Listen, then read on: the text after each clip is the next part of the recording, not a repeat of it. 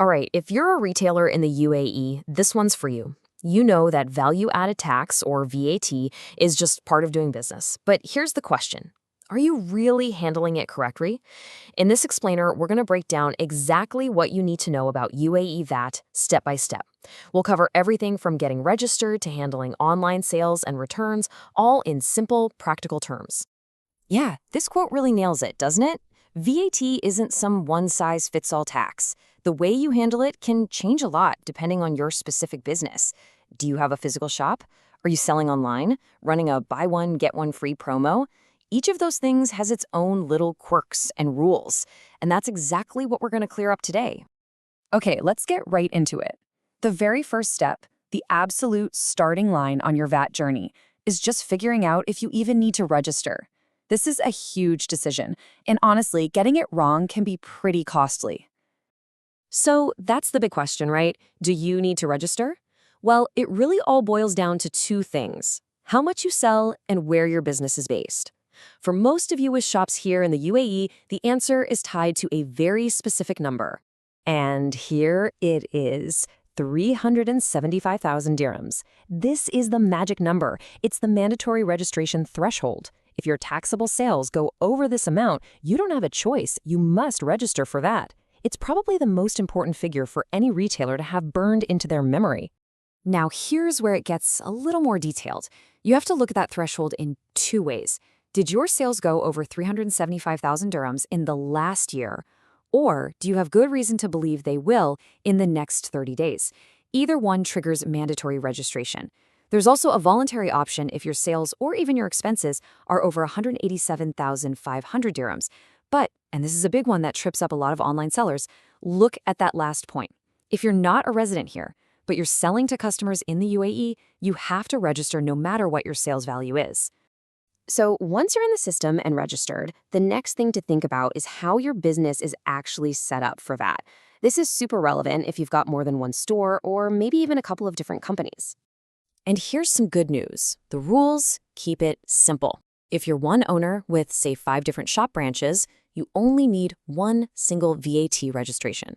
That one number covers all your locations, which definitely makes the admin work a whole lot easier. Now, if your setup is a bit more complex, maybe with a few related companies, you have the option to form what's called a VAT group. The upside is pretty clear. You stop charging VAT on transactions between your own companies, and you only have to file one consolidated return. But you have to be aware of the risk. It's significant. Every single member of that group is what's called jointly liable for the whole group's VAT debt. So if one of your companies gets into trouble and owes a ton of VAT, the tax authority can come after the assets of your other healthy companies to pay that bill. It's a huge risk to weigh. All right, let's move on to the nitty-gritty, the day-to-day reality of running your store. This is where VAT becomes a constant part of your world, from the price tags on your products to the receipts you print out for every single customer. Every time you sell something, you've got to issue a tax invoice. But the great news for retailers is that for most of your sales, you can use a simplified tax invoice. As you can see, as long as the sale is under 10,000 dirhams, or if your customer isn't registered for VAT themselves, which is most shoppers, you can use this much simpler format. It saves a ton of paperwork. Okay, here's a super practical tip. In the UAE, pretty much all retail prices you see on the shelf already include VAT. So how do you pull out the VAT amount for your records? It's really simple. You don't multiply by 5%.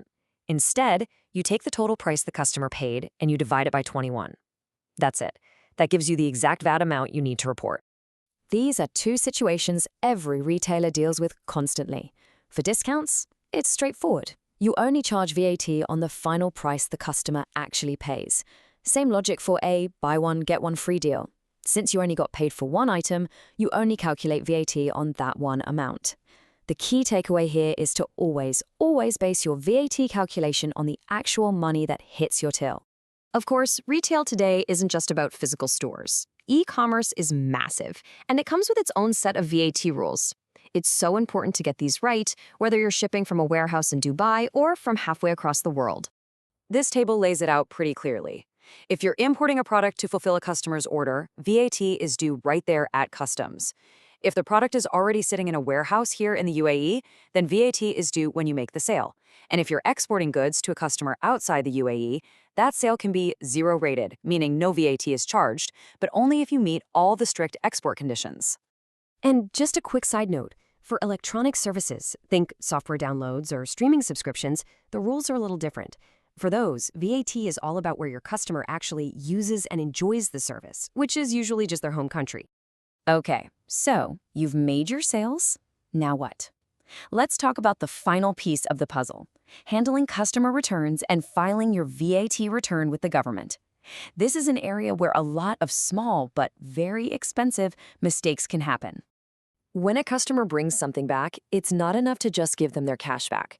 If you want to legally reclaim the VAT you already reported on that sale, you must issue a formal tax credit note.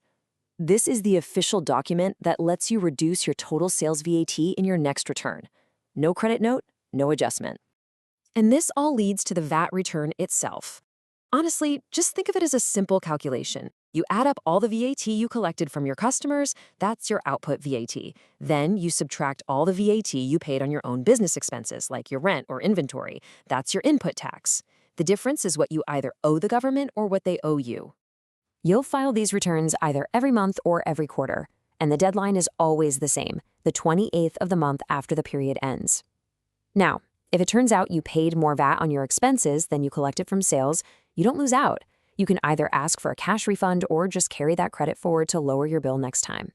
So, what's the big takeaway from all of this? The system is designed to make sense. If you understand the basic principles we've talked about, staying compliant is totally manageable. But, and it's a big but, the penalties for getting it wrong are steep. Late registration, bad invoices, late filing, it all adds up. Attention to detail is absolutely everything. And that brings us to the final thought I want to leave you with. Being compliant isn't just about filing on time. It's about being ready to prove you did everything right. So ask yourself this. If the federal tax authority showed up tomorrow, would your records be in perfect order? We're going to dive deep into record keeping and how to be audit ready in our next explainer. Thanks for joining me.